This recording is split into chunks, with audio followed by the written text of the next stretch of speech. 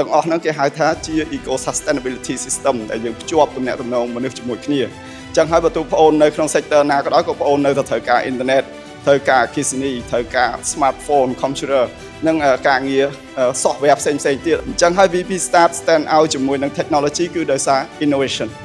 អញ្ចឹងបើអត់មាន innovation ទេយើងអាចបង្កើត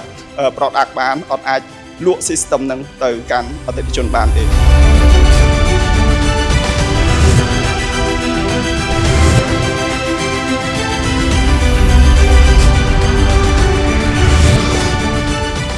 ខ្ញុំពិតជាមានមោទនភាពដែលបានឃើញក្រុមហ៊ុនចែកវិទ្យាមួយនេះបង្កើតឡើងដោយស្នាដៃកូនខ្មែរជាពិសេសគឺឆ្លើយតបទៅនឹងតម្រូវការដែលរាជរដ្ឋាភិបាលនិងប្រទេសកម្ពុជាយើងដែលជាប្រទេសកំពុងតែអភិវឌ្ឍធ្វើឲ្យបច្ចេកវិទ្យា Digital ឬក៏ការគ្រប់គ្រងការសន្សំសំចៃផ្នែកអគ្គិសនីនេះកាន់តែមានភាពល្អប្រសើរឡើង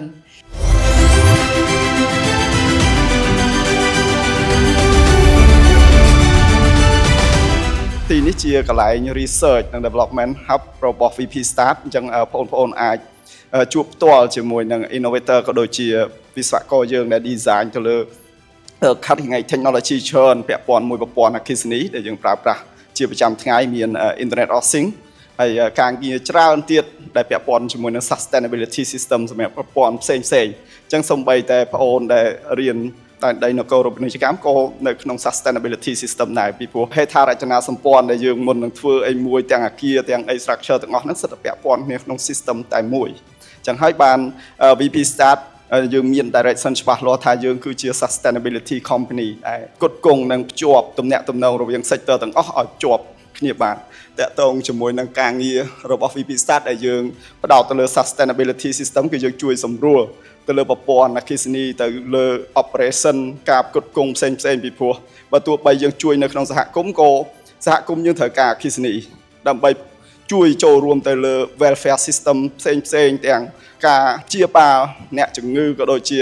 គ្រោះទុរភិក្សអីផ្សេងដែលកើតឡើងដោយចៃដន្យបើសិនជាយើងអត់មានប្រភពធម្មពលចូលរួមទៅដល់ក្នុងសហគមន៍ទេក៏ពិបាកបងប្អូនក្នុងការសម្របសម្រួលទៅលើការងារច្រើនមួយវិញទៀតនៅពាក្យថា eco solution ហ្នឹងគឺវាភ្ជាប់ទំនាក់ទំនងគ្រប់ sector ទាំងអស់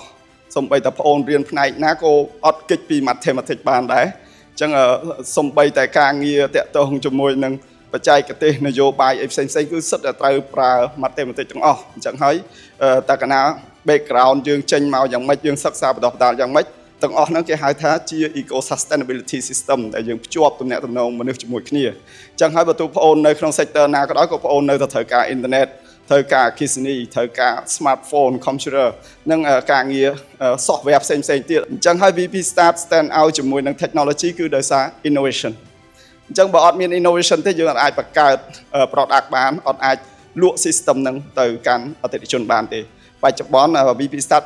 ផ្គត់ផ្គង់ solution ហ្នឹងទៅទូទាំងប្រទេសក៏ដូចជានាំចេញ technology របស់យើងទៅកាន់ទីផ្សារអន្តរជាតិនៅក្នុងតំបន់នៅក្នុងអាស៊ានក៏ទៅកាន់ពិភពលោកទាំងមូលជាពិសេស developing country អញ្ចឹងយើងដឹងណា developing country the third world country វាពាក់ព័ន្ធជាមួយនឹង Red Cross ច្រើនអញ្ចឹងអ្វីដែលយើងកំពុងតែធ្វើការងារហ្នឹងគឺមានប្រយោជន៍ណាស់សម្រាប់ពិភពលោកទាំងមូលគឺត្រូវការ sustainability system ដើម្បីជួយទ្រទ្រង់ជីវិតរស់នៅគ្រប់កន្លែងទាំងអស់ទាំងការផ្គត់ផ្គង់ធម្មពលទាំងការអប់រំទាំង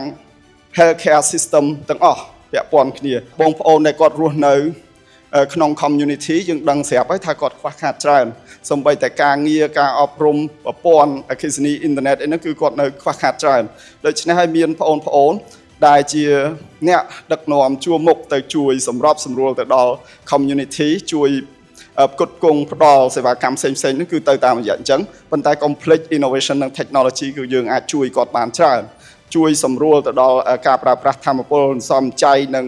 ប្រុងប្រយ័ត្នខ្ពស់ទៅលើសុវត្ថិភាពក្នុងការប្រើប្រាស់អគ្គិសនីដែរ Internet of Things នេះគឺជាព័ត៌មានដែលអាចបញ្ជូនដែលអាចប្រាប់ពីតម្រូវការប្រើប្រាស់កាត់បន្ថយក៏ដូចជាសុវត្ថិភាពការងារច្រើនដែលមនុស្សមិនចាំបាច់ទៅប៉ះផ្ទាល់ជាមួយនឹងអគ្គិសនីប៉ុន្តែយើងអាចមើល review ទៅលើការប្រើប្រាស់ទាំងអស់ហ្នឹងឬក៏ operate ពីចម្ងាយតាមរយៈ GSM message internet ពីចម្ងាយបានអញ្ចឹងវាងាយស្រួលច្រើនសម្រាប់បងប្អូនដែលគាត់មិនមែនជាវិស្វករអគ្គិសនីតែអាចប្រើប្រាស់អគ្គិសនីបានទូលំទូលាយនិងមានសុវត្ថិភាពដោយបងប្អូនធ្លាប់ជិះទៅឃើញហើយ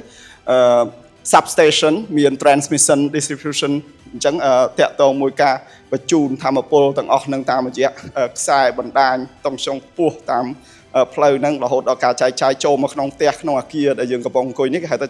តុងខ្សងទាបដែលយើងប្រើប្រាស់តាមផ្ទះហ្នឹងអញ្ចឹងវាមានដំណាក់កាលនៃការដឹកជញ្ជូនការបង្កើតធម្មពលការដឹកជញ្ជូនពីមួយដំណាក់កាលទៅមួយដំណាក់កាលរហូតដល់មកការងារដែលយើងអាចប្រើប្រាស់បានរហូតដល់បងប្អូនអាចភ្ជាប់ជាមួយនឹង electronic devices ដូច smartphone ដូច computer អីចឹងហើយអាហ្នឹងហើយគឺជាប្រតិបត្តិការនៃការបង្កើតធម្មពលការដឹកជញ្ជូនការប្រើប្រាស់រហូតដល់ power consumer ដែលគាត់អាចប្រើប្រាស់និងគ្រប់គ្រងធម្មពលដោយខ្លួនឯងបានជាមួយនឹងប្រព័ន្ធ smart grid ដែលយើងដាក់ជាមួយនឹងអគ្គិសនីនិងសេវាករដែលគ្រប់គ្រងអគ្គិសនីទូទាំងប្រទេសជាង200ក្រុមហ៊ុនក៏ដូចជាអគ្គិសនីទូទាំងប្រទេសអញ្ចឹងទៅខេត្តណាក៏បងប្អូនឃើញដែរ system របស់ VP Start ហ្នឹងទាំង software ទាំង hardware គឺយើងបំពាក់នៅលើប្រព័ន្ធចែកចាយតុងខ្សងមធ្យមជួយសម្រួលផ្គត់ផ្គង់ដោយនៅសៀមរាបបាត់ដំបងប្រទានមានជ័យអីគ្រប់ខេត្តទាំងអស់ទាំងខេត្តទូចៗក៏មានដែរចឹងអត់មានអីពិបាកស្វែងរកព័ត៌មានពីយើងទេបើបងប្អូនចង់ដឹងអានេះគ្រាន់តែជាផ្នែករបស់ Smart Grid យើងធ្វើការជាមួយនឹង Red Cross ជាមួយនឹង Cameroon Red Cross រួចទៅហើយតាំងពីជំនាន់មិនទាន់មាន VP Start មកពីព្រោះ Red Cross មិនមែនកម្មសិទ្ធិរបស់អ្នកណាទេគឺរបស់ពួកយើងទាំងអស់គ្នាអញ្ចឹងចូលរួមទាំងអស់គ្នាទាំងកម្លាំងកាយទាំងថវិកាទាំងយុទ្ធសាស្ត្រការចូលរួមទាំងអស់ហ្នឹងហើយធ្វើឲ្យបងប្អូនដែលគាត់កំពុងខ្វះខាតហ្នឹងគាត់មានលទ្ធភាពស្របពេលដែលយើងកំពុងតែមានការចូលរួមយ៉ាងផុសផុលពីថ្នាក់ដឹកនាំយើងស្រាប់ខ្ញុំគិតថានេះហើយគឺជាអ្វីដែលពួកយើងចង់បានទាំងអស់គ្នាអញ្ចឹង Red Cross គ្រាន់តែស្ដាប់ថា Red Cross គឺជាស្ថាប័នមួយដែលបរិសុទ្ធការចូលរួមដើម្បីធ្វើឲ្យមាន sustainable និង greenable future នេះវាមានការពាក់ព័ន្ធគ្នាជាមួយនឹង energy ដែលយើងកំពុងប្រើប្រាស់ដែលយើងកំពុងបង្កើតបាទជាចុងក្រោយសូមអរគុណទៅដល់ឯកឧត្តមក៏ដូចជាបងក្រុមការងារក៏ដូចជាបងប្អូនទាំងអស់ដែលមានវត្តមាននៅទីនេះហើយសង្ឃឹមថាយើងមានកិច្ចការងារច្រើនដែលជួបគ្នាញឹកញាប់បន្ថែមទៀតហើយអាចបន្តទៅលើបេសកកម្មយើងជាមួយគ្នាin the long run. Thank you so much.